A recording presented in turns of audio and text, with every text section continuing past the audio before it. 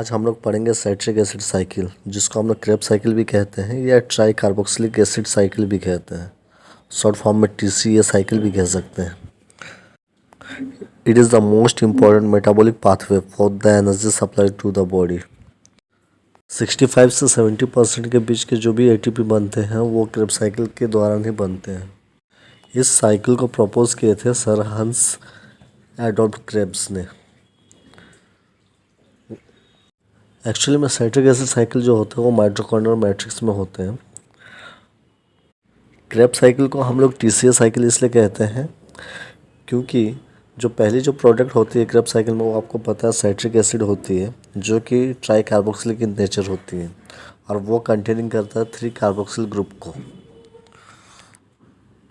Krebs cycle जो होती है वो कैटाबॉलिक और एनाबॉलिक इन नेचर होती है, इसलिए हम इसको एम्फीबॉलिक कहते हैं। यहाँ पे क्या होता है, there is no direct partition of oxygen. यहाँ पे ऑक्सीजन का डायरेक्ट पार्टिसिपेशन नहीं होती है, फिर भी ये एरोबिक कंडीशन को ऑपरेट करती है। हम लोगों ने लास्ट क्लास में ग्लाइकोलाइसिस को देखे थे, जहाँ पे हम लोगों ने समझे थे ग्लूकोज मॉलिक्यूल जो होते थे वो ब्रेक डाउन हो जाते थे 2 मॉलिक्यूलर पायरुवेट पे।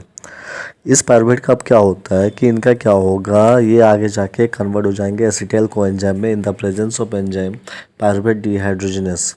और इस दौरान क्या होती है, कोएंजाइम की रिक्वायरमेंट होती है, साथ में NAD+ की भी रिक्वायरमेंट होती है, जो आगे जाकर वो कन्वर्ट हो जाते हैं NADH में। और साथ में यहाँ पे क्या होता है, इस रिएक्शन में कार्बन डाइऑक्साइड बाहर निकलते हैं। अब जो हमको मिले हैं acetyl coenzyme, citric acid cycle में क्या होता है, कुछ स्टेप्स इन्वॉल्व होते हैं। बेसिकली इसमें 8 स्टेप्स इन्वॉल्व होते हैं। तो फर्स्ट वाली जो स्टेप होगी वो होगी फॉर्मेशन ऑफ साइट्रेट।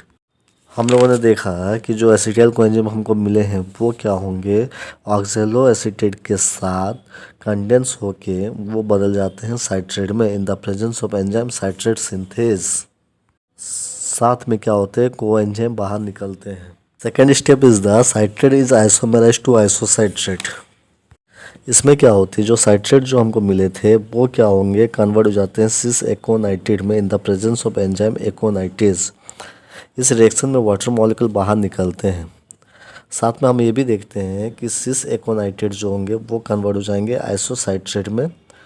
इसमें जो होगी सेम एंजाइम वर्क करेगी जिसका नाम है एकोनाइटेज, और इस दौरान में क्या होता है, वाटर मॉलिक्यूल बाहर निकलते हैं। Third steps is the formation of alpha ketoglutarate. इस दौरान हम देखेंगे जो हमको मिले थे आइसोसाइट्रेट वो क्या हो गए, आइसोसाइट्रेट डिहाइड्रोजनेस एंजाइम की मदद से बदल जाते हैं ऑक्सैलोसुसाइनेट में। इस स्टेज में हमको NADH बाहर निकलते हुए दिखाई दे रहे हैं। ऑक्सैलोसुसाइनेट आगे जाके बदल जाते हैं अल्फा कीटोग्लूटारेट में in the presence of enzyme isocitrate dehydrogenase. इस स्टेज में हम देखते हैं कार्बन डाइऑक्साइड मॉलिक्यूल क्या हो रहे हैं, बाहर निकल रहे हैं।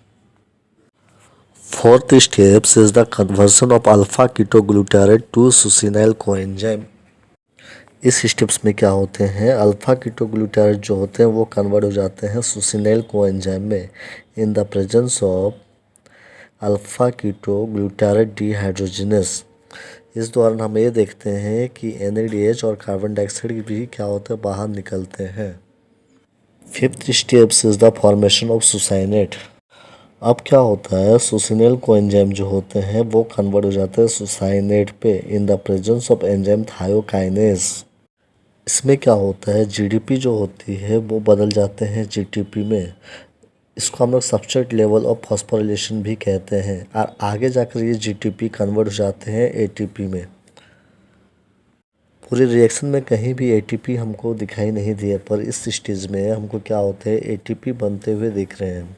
मीन्स क्योंकि इस दौरान क्या होते हैं, GTP जो होते हैं वो कन्वर्ट हो जाते हैं ATP में in the presence of enzyme nucleoside diphosphate kinase. इसलिए हम इसको कहते हैं substrate level of phosphorylation. Step 6 is the conversion of succinate to fumarate. इस दौरान क्या होते हैं, सुसाइनेट जो होते हैं वो ऑक्सीडाइज हो जाते हैं in the presence of enzyme succinate dehydrogenase, और वो बन जाते हैं फ्यूमेरेट। इस रिएक्शन में हमको FADH2 बाहर निकलते हुए दिखते हैं। Next step is the formation of malate. इसमें क्या होती है, जो फ्यूमेरेट है वो बदल जाते हैं मालेट में in the presence of enzyme fumarase. इस दौरान हम क्या करते हैं, वाटर मॉलिक्यूल को ऐड करते हैं। फाइनली जो लास्ट स्टेज होती है वो होती है conversion of malate to ऑक्जेलो acetate.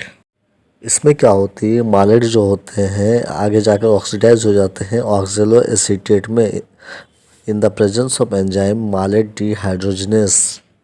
इस दौरान क्या होते हैं, NADH बाहर निकलते हुए हमें दिखते हैं।